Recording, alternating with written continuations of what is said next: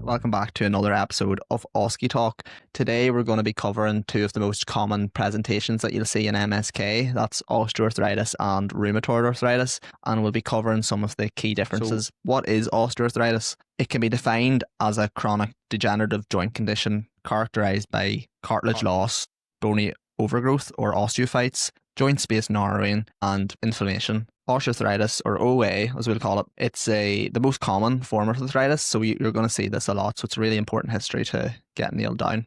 Talking about what actually causes it, this is an interesting topic. It's often described as wear and tear, but as all things medicine, it's actually more complex than that.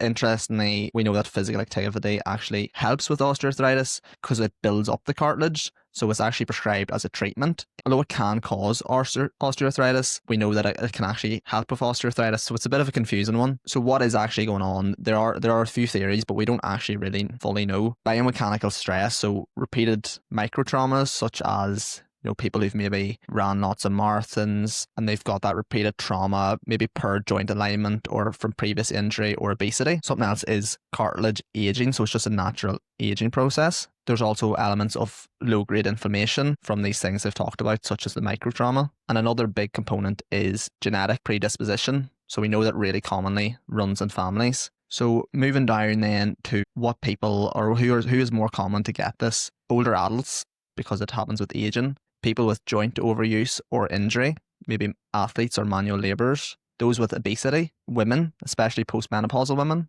and again, people with a strong family history. The classical presentation of this that you're going to see in your history is a joint pain that worsens with activity and improves with rest. And that's going to be really important. And these are all going to be really important because often rheumatoid arthritis is nearly the opposite of some of these things. And we'll talk about that later. So that joint pain that's worse with activity and improves with rest. Morning stiffness, and that usually improves within 30 minutes. Reduced range of motion, crepitus, is that sort of a grating sound and movement, bony swelling, and a functional limitation. So people who just can't walk as far, difficulty getting up the stairs and things like that. Other important points to hit on would be commonly infected joints, so your weight-bearing joints, knees and hips, but also commonly in the hands, so that's your distal and proximal joints in the hands normally, and it really commonly can actually affect the base of the thumb, and you'll see that in a lot of labourers and things like that. 100% Peter, yeah.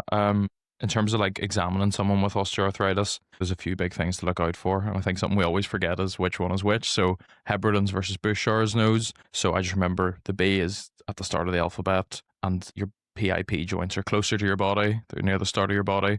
So that's where your Bouchard's nodes come in.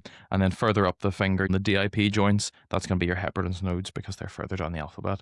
And just whatever works for you. But basically they're both bony swellings that are both signs of osteoarthritis present on the fingers. It's good to look at pictures of this as they could bring up patients like this, especially sort of into, final year OSCEs. Other things that are really good to examine for and that you'll feel in GP and across the board, you'll feel joint crepitus, and that almost feels like a cracking or a popping sensation as the joint opens out, and often you can get that by just moving the joint, extending and flexing a joint a number of times. You might see significant joint deformity, and that's with patients with very significant osteoarthritis, and then they might be quite tender over the joint line, and specifically in places like the knee, that'll be the medial and lateral joint line, so it's important to examine thoroughly. Other common things you'll see is reduced range of motion. But it is mostly a clinical diagnosis. Often you don't need any form of imaging and we can just treat empirically. But if you were to do some form of investigations, I think the things you want to do is rule out that it could be any other form of inflammatory arthritis or any other condition, and then also just do an X-ray to confirm, the significance of the osteoarthritis, and that'll influence possibly whether they need, a joint replacement and things like that down the line.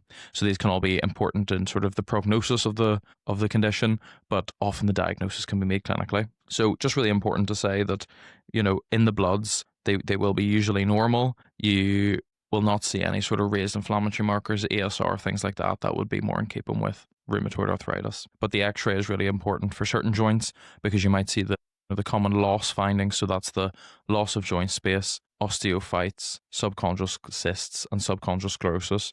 And if you're asked to, look at an X-ray that you suspect might have those things, talk through that mnemonic, look for them. If you can see them, point them out. But they're usually quite obvious on X-ray. Yeah, no, and that's really interesting. That's something that I found surprising this year when I was in GP, having patients coming in with symptoms of osteoarthritis. I was thinking we needed to refer them straight away for a scan, but actually Well, it also depends on the GP. You don't have to do those things, and if you know that's what it is from your clinical history, you treat it as that and see if there's improvement. A lot of patients are worried about their function, and the pain that they're in. We'll go through management quite quickly, and it is very simple management, and most of it is conservative management. So it's all about maintaining function, trying to do things day to day. That could be making modifications to the house. That could be using simple things like analgesia, paracetamol, ibuprofen, topical gels over the hands. Then, regular low impact exercises, specifically for the knees. It's good to keep walking, but, maybe things like running obviously wouldn't be the best. Most GPs specifically can refer directly into physio, or patients can self-refer. They can get exercise that they can do. Those are all really important. Then sort of more specifically, you can move on to intra-articular steroid injections. Many GPs can train on this, and that would be things like into the knee commonly, shoulder joint, elbows, and even thumbs, the base of the thumb. But it usually has to be those bigger joints, and that's another thing that's sort of a risk benefit. You can only get a number of those per year, usually sort of 1 to 2 per year. It can also cause some damage to the joints, and there has to be a significant period of rest after you get a joint injection. You can't start to immediately run or walk afterwards, even though the joint might feel significantly better.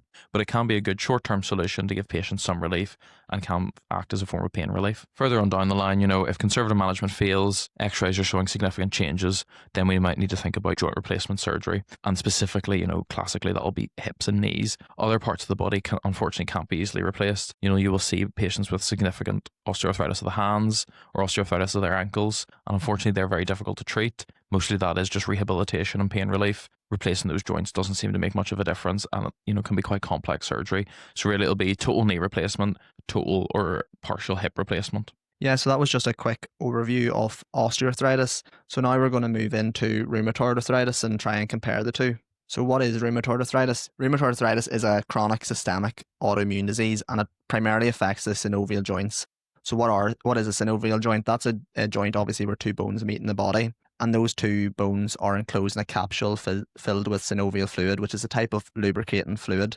You get then chronic inflammation of that fluid, which leads to joint damage, pain, and loss of function. Unlike osteoarthritis, rheumatoid arthritis is driven by the immune system attacking the body's own joints, and it's not a wear and tear, it's a type of misdirected inflammation essentially. And who gets rheumatoid arthritis? It's more common in women, particularly women aged between 30 and 50. You're actually 3 times more likely of developing it. People with a family history of not just rheumatoid arthritis, but a family history of autoimmune diseases. That's things like Crohn's, for example. We also know that smoking is a risk factor. Classical presentation, so key features to elicit in a history: pain and swelling in the small joints, so your proximal hands in the joints, for example. It's usually a symmetrical type of joint involvement, so that's joints on both sides of the body, so usually say both hands are infected, not just one hand. Stiffness is an important symptom compared to osteoarthritis, where that's a shorter period of stiffness. This stiffness in rheumatoid arthritis is usually lasting upwards of an hour. Systemic symptoms can be really important here, so looking for things like fatigue, weight loss, skin changes, and also low-grade fever can actually be a symptom. Functional impact is going to be really important with these patients. Difficulty with buttons, jars, typing, things like that, and actually that's going to be something that you're going to look for in your history. You're going to actually get these patients to do certain activities to see if that elicits their symptoms. Yeah, and patients can also score their own symptoms using the DAS28 scoring system, and that's really important just in monitoring, how bad their sort of their rheumatoid arthritis is at the moment. That will help sort of gauge what their sort of functional ability is sort of day to day. Thinking about then looking at examination, there is a lot of overlay between osteoarthritis and rheumatoid arthritis. When you examine someone with rheumatoid arthritis, you're going to find that there is swelling and tenderness, but that will be more specifically over the MCPs and PIP joints. The joints may be warm, but again, that can happen also in osteoarthritis. You'll see functional difficulty like reduced grip strength, and then you might see very specific signs like ulnar deviation or other joint deformities. But again, that's sort of more towards later disease, and I definitely encourage you to look up a picture of things like Z-shaped thumb deformity, boutonniere deformity, and then a swan neck deformity. I think things you could mention that would look quite good is if you were just examining a patient who has sort of joint disease, you're thinking about extra-articular signs. So do they have changes to the skin, which can be in keeping with rheumatoid arthritis, or things like psoriatic arthritis, there are psoriatic plaques, things like that? Is there any eye involvement, scleritis, episcleritis, or anterior uveitis, or any other sort of extra-articular sign that you can think of. Whenever you're working these patients up, it's important to do sort of the initial bloods like we were talking about in osteoarthritis. We want to look at inflammatory markers, and in patients with rheumatoid arthritis, they will have raised CRP, increased ESR, and specifically rheumatoid factor, and then anti-CCP is now sort of the more specific test. Imaging is quite important for these patients. The X-rays will show slightly different signs than OA. It'll show joint space narrowing, periarticular osteopenia, and erosions then around the joint. You can also do things like ultrasound, and that will show sort of synovitis and inflammation in the joint capsule. I think something I didn't realize until this year was how significant rheumatoid arthritis is when it's active and it's impacting people's activities of daily living. And it's actually it is an emergency, so it's a rheumatological emergency, and it's one of the things that needs sort of a red flag rheumatology referral. And I didn't realize that how fast it can progress, and actually the only real treatment for this is to get them on aggressive DMARD treatment to prevent further joint damage, because obviously once you lose sort of that synovial membrane, it's very hard to build that back up again. So thinking about the management, it's going to be MDT led, it's highly specialist, and it's probably not something you'll be dealing with, but it's good to know it just if you're asked an MCQs or an OSCE, just to summarize your thoughts. So your first line is going to be a disease-modifying anti-rheumatic drug. Could be something like methotrexate, pretty commonly. Some patients don't tolerate that, and there's a plethora of other treatments such as sulfasalazine, hydroxychloroquine, leflunomide, things like that. There's then more sort of specific biologic therapies, and that could be things like sort of anti-TNF inhibitors. Patients often will be on pain relief, such as NSAIDs and paracetamol regularly, but again, that's just symptomatic relief. Steroids might be used during acute flares, and that could be oral steroids or actually intra-articular steroids. But again, it's only short periods of time, because then you start to get steroid side effects. Physio, OT, and the MDT and patient education is really important, and things like Versus Arthritis and other support websites are commonly used. So just thinking about sort of differentiating OA versus RA. So in an OSCE, we need to think OA is more pain with use, it's more degenerative, short-lived morning stiffness, bony enlargements, asymmetric, often older patients who have history of sort of damage and fracture. RA is more pain at rest, long morning stiffness, symmetrical, systemic features like fatigue or low-grade inflammation, often women in their 30s and 40s.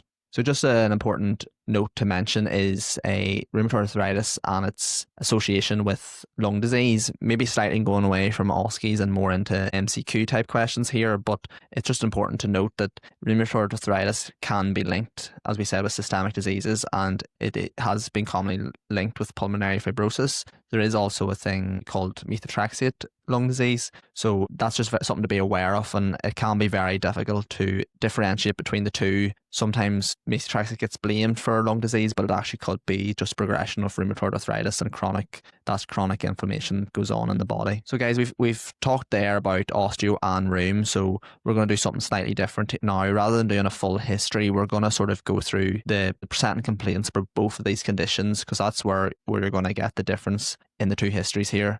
So we're going to do an example of both. So hello, my name is Matthew. I'm one of the resident doctors in GP today. Do you mind if I just check your full name and age, please? Hi, my name is Peter. I'm a 64-year-old male. Hey Peter, and can I ask why you've come in today? I've come in because my knee is very sore. Okay, and tell me a bit more about that knee, Peter. Just over the last couple of months, it's just getting really bad. I find it difficult to walk. Okay, and which knee is that, Peter? It's my right knee. And how's that been changing over the last few months? Yeah, it sort of just started off as a dull ache, but it's actually got worse, quite quickly, I'd say, in the last 4 months. It's went downhill. And does that pain move anywhere in the knee at all, Peter? Yeah, so it seems to sort of move up the leg a bit into this muscle, and this muscle's been a bit sore as well. And do you notice anything would specifically bring that pain on the knee? When I try to walk, very sore, particularly at the end of the day, it's a lot worse. So after a long day, would you notice that it would?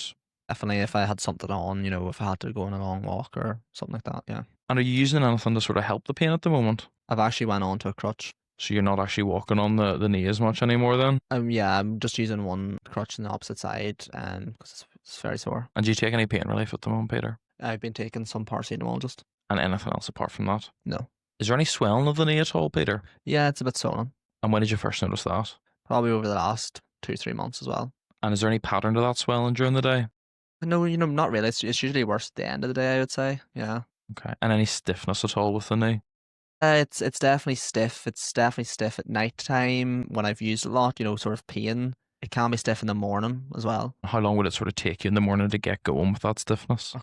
5 minutes, when I get up and moving, it tends to get a bit better. And I should ask, Peter, you mentioned the pain. Would the pain ever sort of wake you from sleep at night or anything like that? No. And just to check, Peter, have you had any change in sort of your weight at all recently? No. Have you noticed any sort of temperatures or anything at all? No. Any changes of the skin that you've noticed? Not really, no. Any bother with, your vision or your eyes? No. Any itchiness, with the scalp or any psoriasis? No.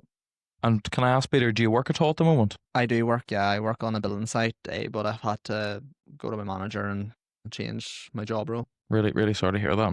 This must be having a massive impact on you. Yeah, no thanks. But again, and it is my job. It is kind of hard to change my job role because I work in construction, and it's hard to change from what I do. And is this impacting you when you're at home? It is, yeah. I'm struggling to get around the house even. Do you have to go upstairs to go to the bathroom or go to sleep or anything? Yeah, I have to go up the stairs, particularly worse when I'm going upstairs, actually, now that you mention it. Is there anything you feel like you haven't covered there, Pete? Yeah, so diagnosis of this one. Yeah, that's an osteoarthritis history. That's an older patient who's quite a physical demanding job, seems to have some sort of damage to the joints. It's just affecting the one knee specifically. He's actually now non-weight bearing, and we sort of teased out, how much is it impacting him at home, financial impact, and the impact of work and things, and especially that morning stiffness that goes away and then returns later towards the day. It's pretty classical of osteoarthritis. Yeah, and it can be more difficult to distinguish between the two when it's, say, in the hands. But again, it's those symptoms that you've just mentioned of the stiffness and things that you're going to use to differentiate. Whereas almost the weight bearing joints, they give away it right away. But it's interesting to do it anyway. So we move on to the rheumatoid arthritis then. Yep. So can you tell me what's brought you in today? Yeah. So I've just been having a pain in my hands. And tell me a bit more about that pain, please. It's just started probably over the last 3 weeks. And any pain anywhere else in the body or just in the hands? Really, just in the hands. And any words you use to describe the pain? Sort of a dull ache when I move. It's nearly like a shooting pain then as well. And what parts of the hand specifically? Is it sort of the palms? Is it out in the fingertips? Where would the pain be? Mostly in here around my knuckles, and then these ones just beside my knuckles. And do you notice anything would specifically bring on the pain? You said moving them at all? Yeah, so I'm really struggling to move them, and I nearly have to force them to move this last couple of weeks. It's very strange, and that causes me a lot of pain. And are you using any pain relief at the moment? And does that pain move anywhere up into the wrists, up into the shoulders or the neck? I suppose I do. Some of my shoulders and all have been a bit sore, but I wouldn't say it's moving up there. And if you had to score that pain out of 10, what would you sort of say it is at the moment? I'd say it's like a 6. And have you noticed any sort of swelling of the joints at all in the hands? Yes, definitely. And is that at any specific time of day or anything?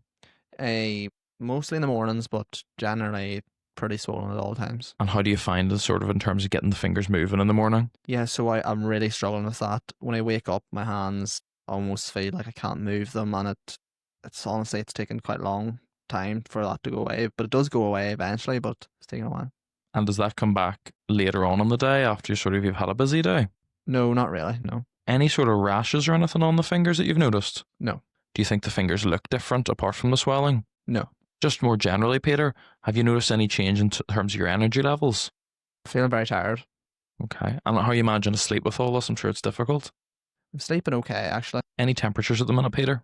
No. Any change in your weight or anything? No. Any sort of problems with the skin ever yourself, near the hair, psoriasis, things like that? Any problems with the vision? No. Do you have any history of problems with sort of the tummy, problems with Crohn's, things like that? I don't. Or any difficulties with the waterworks, passing water? No. And how is this kind of impacting you day to day? Do you work at the moment? I was working, honestly, in the last 3 weeks. It's just got so bad. Like, I don't think I could work at the moment. And I'm just, like, I'm struggling to do buttons and stuff even at the moment, just a pain. And this has actually progressed now to that stage? Yeah, within 3 weeks. Within 3 weeks. Look, thanks very much, Peter, for telling me all that. Thank you. So, diagnosis here? Yeah, so that's more of a rheumatoid arthritis picture. The patient has symmetrical issues with the hands. It's affecting sort of those proximal joints. It's really significant in the morning, but actually once they get working, things are a little bit improved. There might be some other vague or non-specific symptoms, so difficulties with shoulders in this case, but hips and knees, things like that. They might also have then low-grade temperature, weight loss, things like that. And I was just screening for causes like psoriatic arthritis, enteropathic arthritis, or reactive arthritis, and other things that can mimic a rheumatoid arthritis picture. Yeah, brilliant. So thanks for listening, everyone. We've just went through sort of the differences there between osteo and rheumatoid arthritis, and hopefully you find that beneficial just to sort of see those side by side, and hopefully find that interesting. Yep, thanks, Peter.